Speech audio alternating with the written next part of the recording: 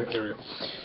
Anyways, yeah, if WWE is giving out or putting out, 1,800 hours of footage a year, that's, they're going to have more than 90,000 hours of content now. But I mean, think about it, they're always acquiring new.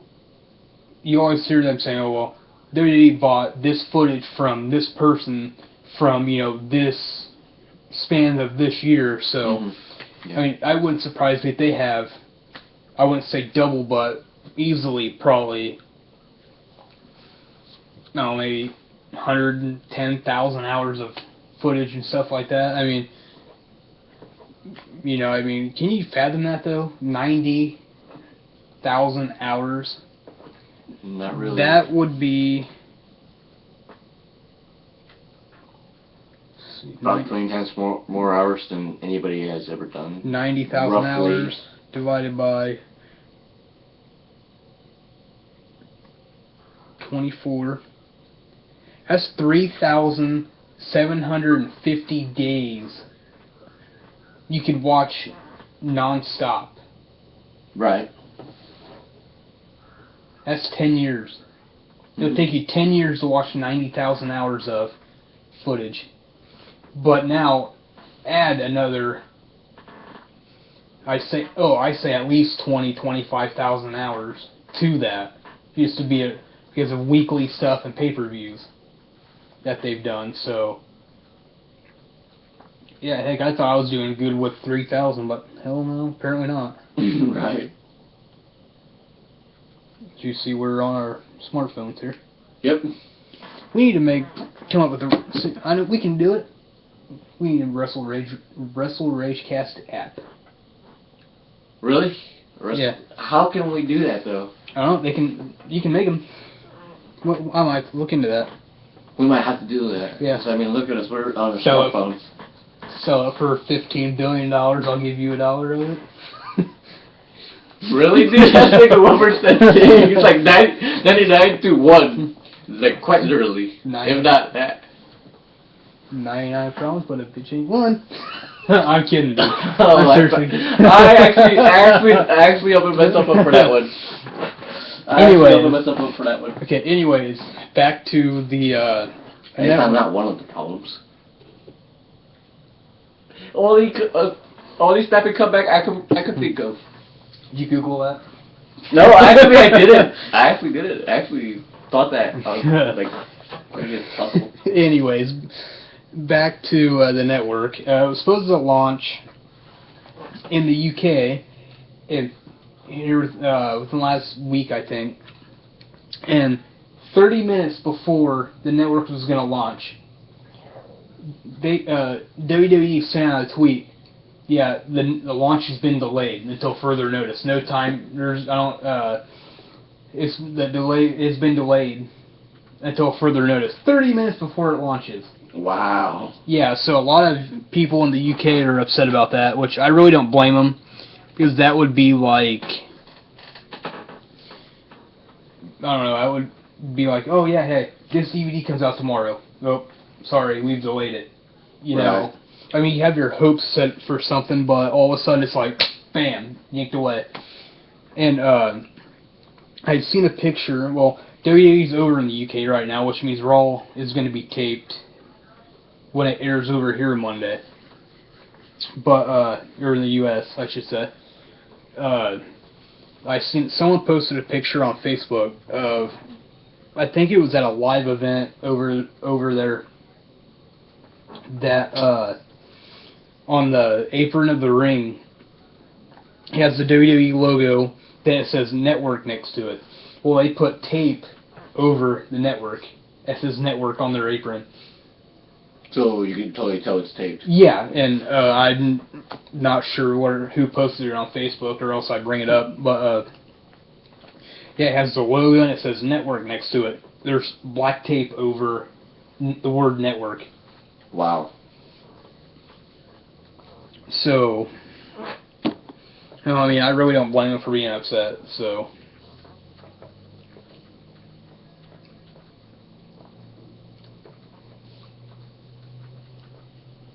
No, I just still can't fathom losing $350 million. I can't even imagine that. I mean, that's basically... like what the whole... I don't even know if that would equal what the whole world makes in a year. Well, other than Vince McMahon, take him out of the equation. Then other billionaires, too. Yeah. I mean, just take those billionaires out of the equation. It would, but I mean, if you average out what people make in a year, it might... Like normal people, right. Like, that are, in poverty or middle age, like me, middle class. Like me selling stuff on the black market. I'm joking about that, by the way. You sound like a bad over there. Yeah, I said black market. Oh, never mind, sorry. My mom's not working today. Really, dude? I opened myself up for that. See, what else in the... okay, speaking of news, which that was the number one, and we started talking about the network, which probably could combine this all into one thing, but Lesnar, you hear what the plan is for him since he hasn't been seen since Night of Champions? Yeah. Okay, for those of you who've watched, Lesnar won the title at SummerSlam from Cena. Then at Night of Champions, Cena got his rematch against Lesnar. Lesnar won. And now Lesnar has been gone for 2 months. And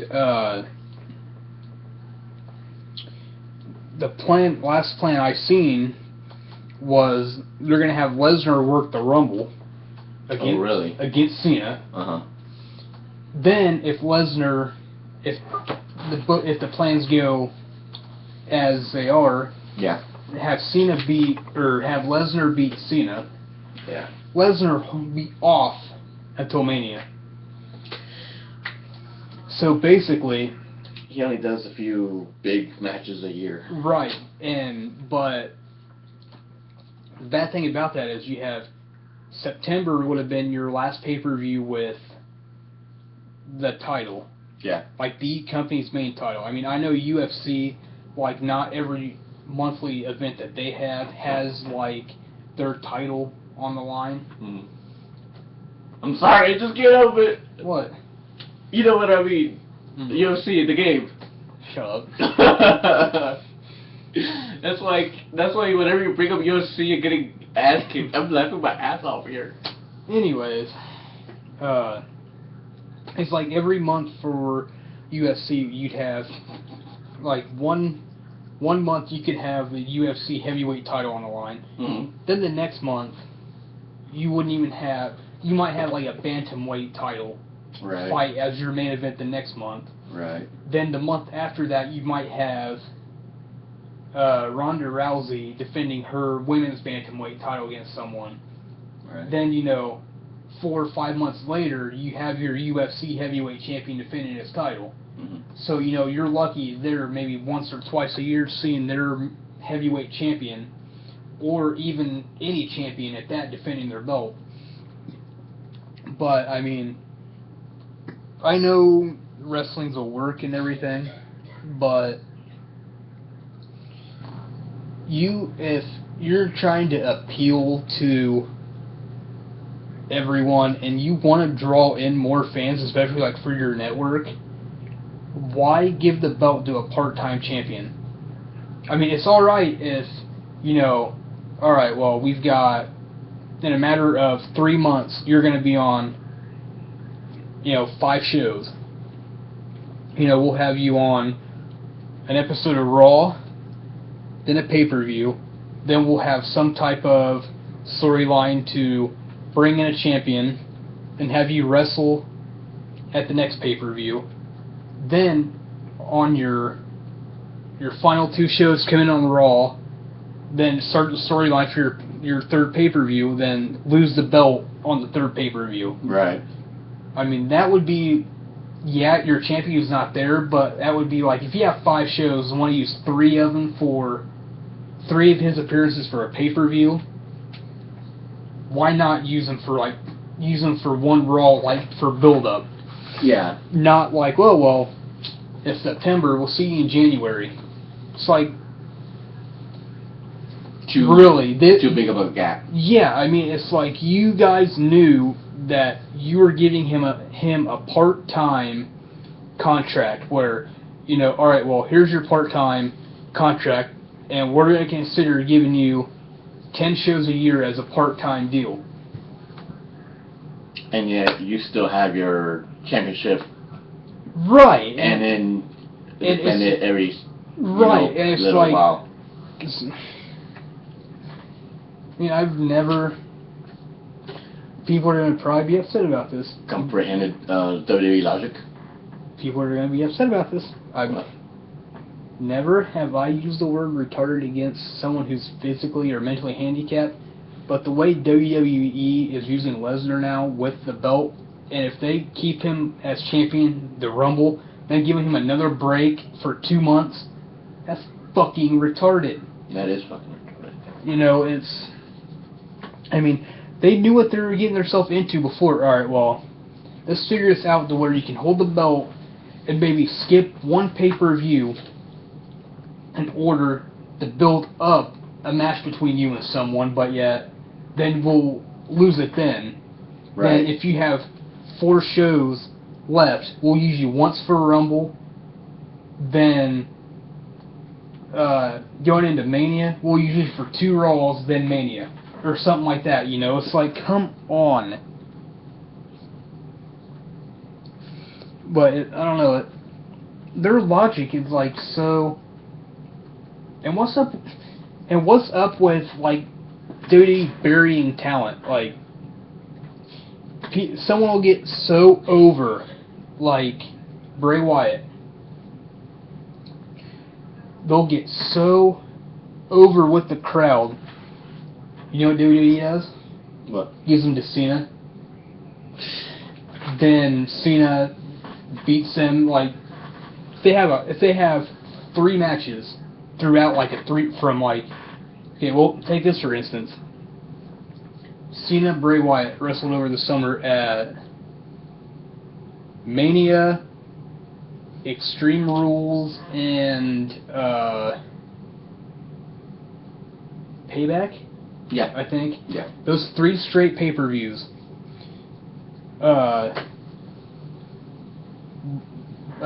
Bray Wyatt won 1 match, the cage match.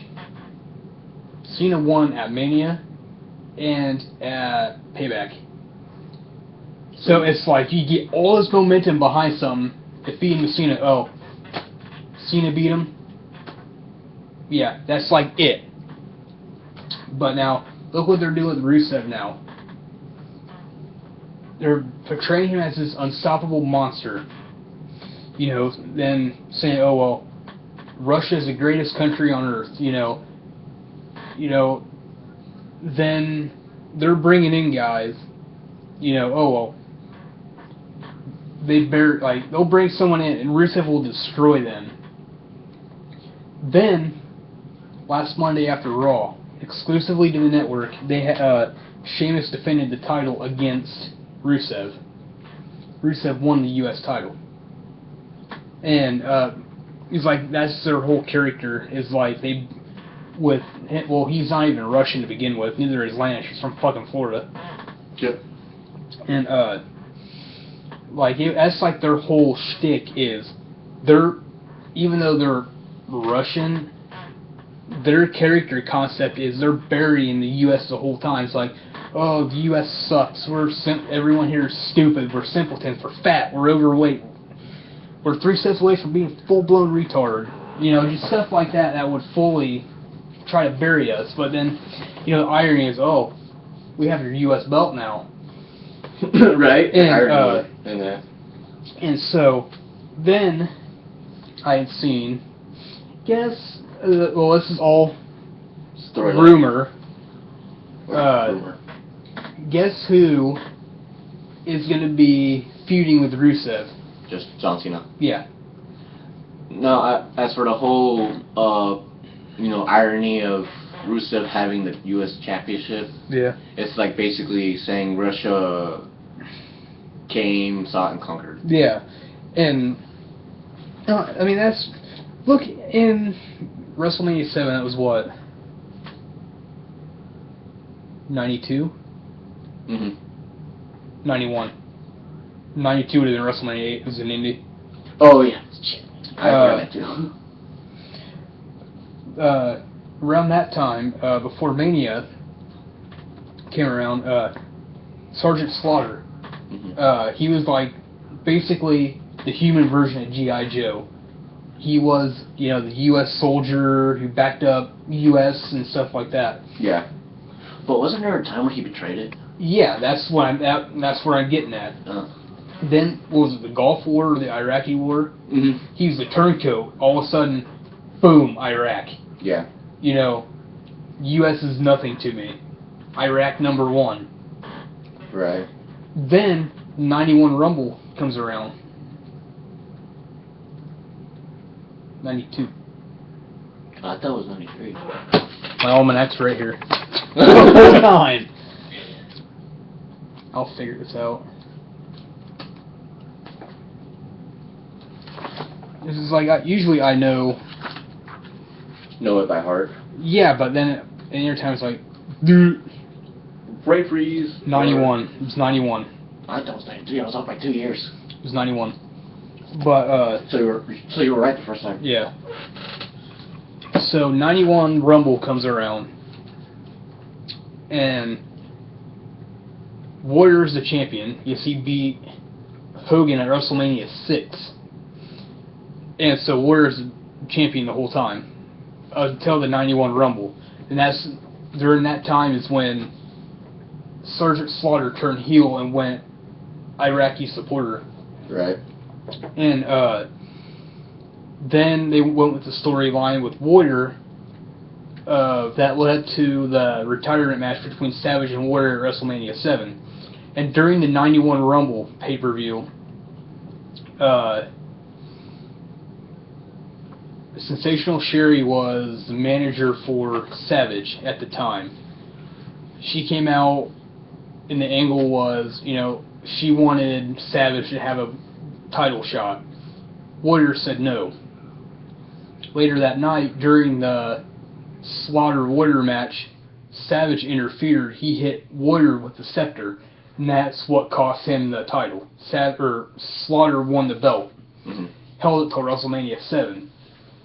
Hogan main evented against Slaughter, U.S., Iraq. That's like the whole, he supported it. Hogan supports the U.S., so who better else to knock Slaughter off his high horse and win one for America? And it's like, boom, big boot, leg drop, 1, 2, 3, Hogan's champion again. Yeah, you didn't see that coming. That's right. Sort of how it is now. Yeah. Well, you build these guys up, here's what happens. Why? Why not run with it? Mm-hmm.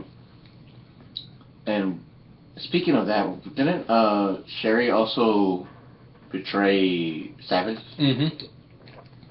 And then at WrestleMania 7. And then Elizabeth had to go and help him out. Elizabeth was in the crowd at WrestleMania 7. Mm-hmm. And helped her. Then she jumped the barricade and got in the ring. Yeah.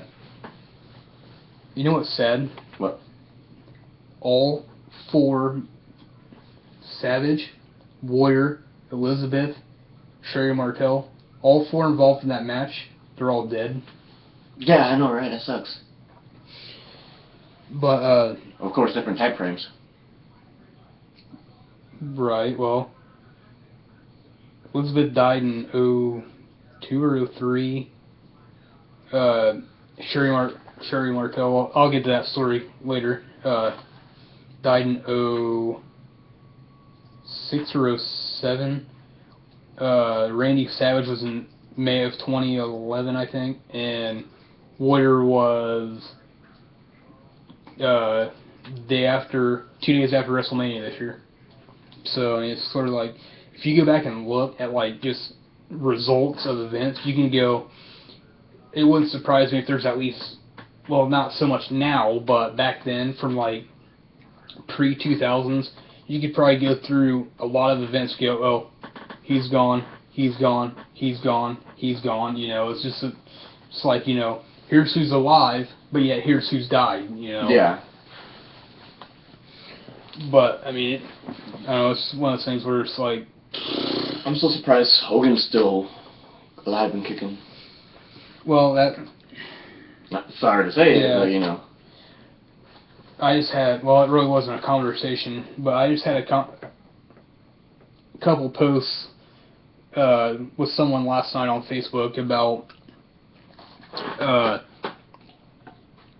someone had commented something about Hogan, and it was like, you know, the rumor is Hogan wants to work WrestleMania 31.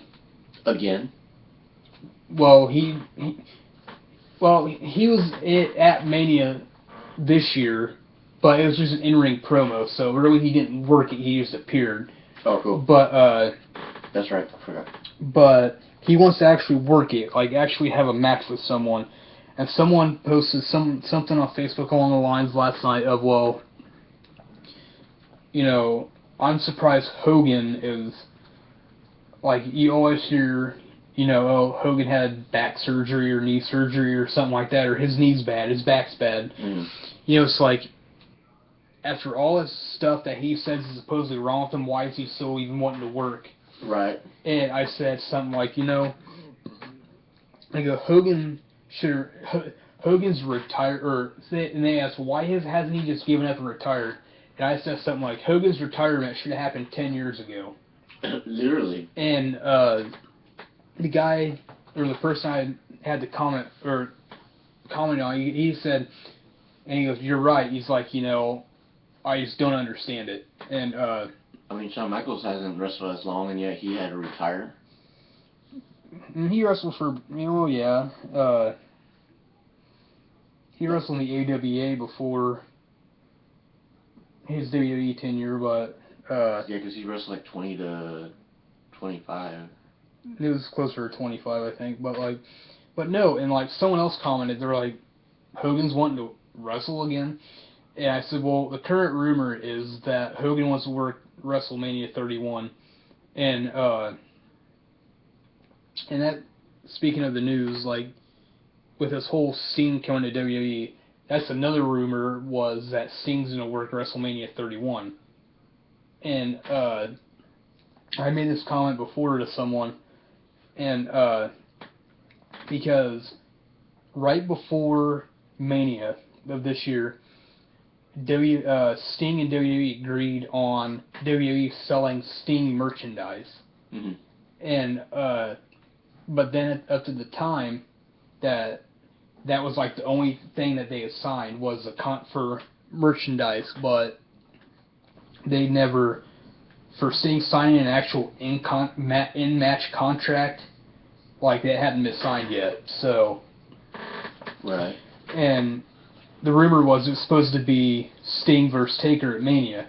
Well, I mean that, because that's like the internet wrestling community is always beat off over that. But and I'm surprised Taker hasn't retired yet too. Well, right, and that's always been said. Well, whenever if they ever end the streak, that would be Taker's last match. But he's still rumored to work this year's Mania. But and see, that's what I said about on that same post. Is like, you know, the rumor has it was going to be Taker and Sting at Mania. And I said, you know, with Hogan wanting to work, and I go with Sting supposedly coming in, you know, I still say supposedly because it hasn't happened yet, and which I kind of see that as it's November. Why would they bring him in now and say, I'm wrestling so-and-so at Mania, you know? I mean, he might not last that long. I mean, he might, you know, 4 months away, you know, start a storyline, then it's like... kind of stupid. Yeah, but I mean, I hope they don't go with it, but I kind of see WWE going with, oh, well, do you want to take her and Sting? We're giving you Hogan and Sting. I can see that. I can totally see that. Because, you know, it's or like... better yet, or worse yet, give or take, whichever way you want to take it, a three-way with Hogan, Taker, and Sting.